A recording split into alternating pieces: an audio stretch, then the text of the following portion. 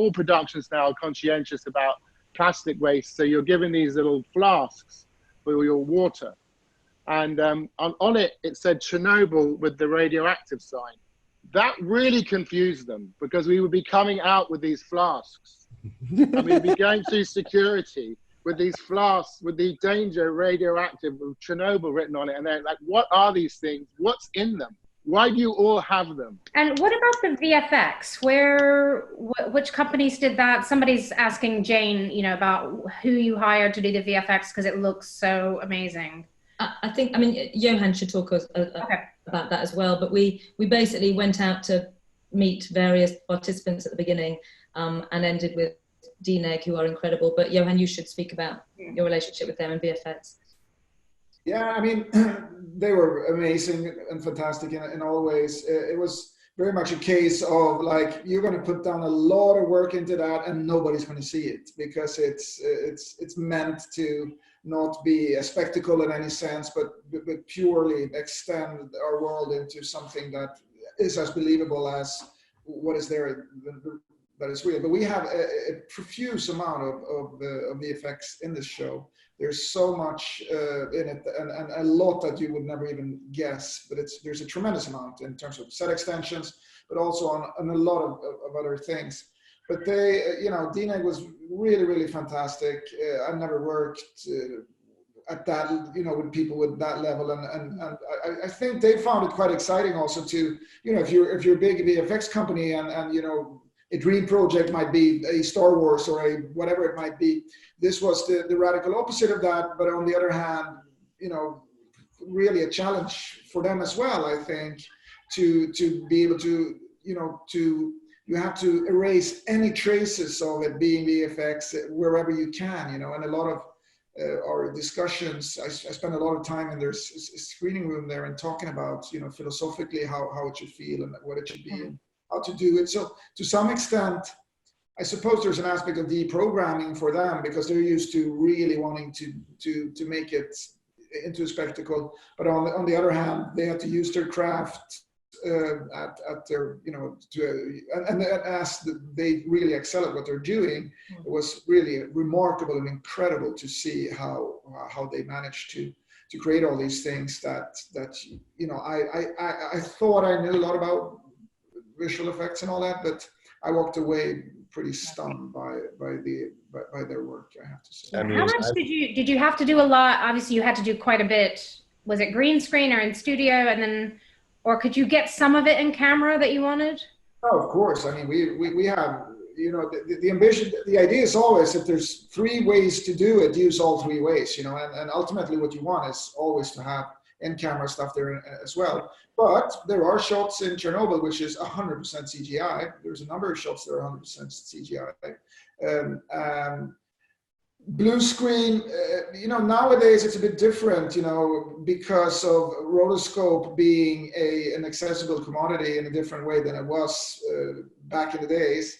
So sure, we use blue screen at times, but more and more that old blue screen is flung up there and it's there, and in the heat of the moment, it's the lights have died and the wind has grabbed hold of it, and you know, Lindsay, my post-production supervisor is, screw it, you know, we'll figure it out, and we always did, you know, or they always did, because you know, the whole rotoscope aspect of things is so drastically different now, so you can salvage anything.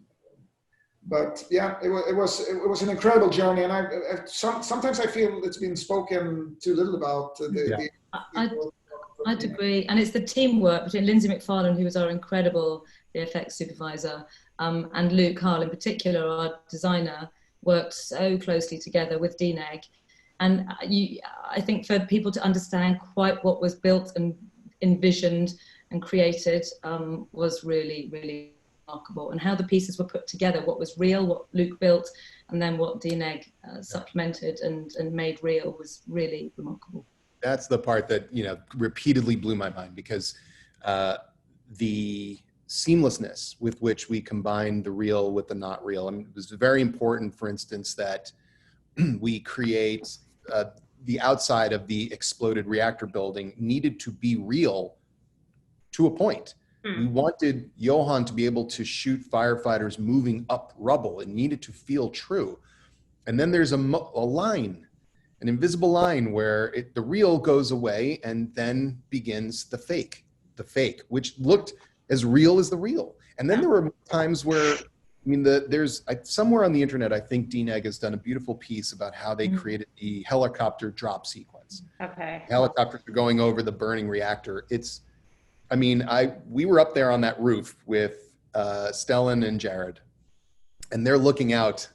You know, if you enjoy the GIF or GIF, if you say of Jared going, right? So we get that. But what we're looking at, what he's looking at is not much. And then those guys made a reactor, made a fire, made smoke, made helicopters. And then we have shots where we're marrying them together, and it is astonishing what they did. And Johan is absolutely fastidious with the, you know, it was as somebody who is fastidious, to sit in a room with somebody else who is fastidious and be able to not be so fastidious for a minute is wonderful. You found the right partner. 100%. Just to mention that I think tomorrow's talk about the look of the show will obviously go into more detail of some of this. Jakob Iyer, your DOP, will be there. Luke Hall, who you mentioned, will be. So anybody really interested in this, I've got somebody asking about cameras and stuff. I think that's probably best served with tomorrow's talk, but I do appreciate the question. Jared, for you, you know, did it help though that you are actually shooting in Ignalina, which was this decommissioned plant? Did that help you get into character at all? Well, I think we had to hope that we were there already because it was the last thing we shot. But it was a fascinating part of it. My memory of it was constantly being under armed guard. They seemed to be very nervous. I don't know that we were going to break out into a sort of improvisation or something. Then I also remember then something coming up about, there was one of the days of the week that we had to leave early, and we'd all been told there's no nuclear material here, it's been decommissioned.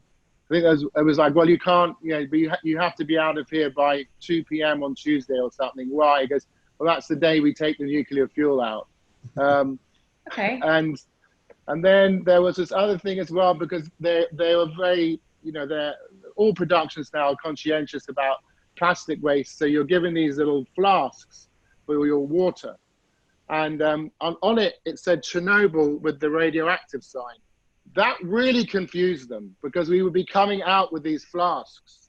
And we'd be going through security with these flasks with the danger radioactive of Chernobyl written on it. And they're like, what are these things? What's in them? Why do you all have them?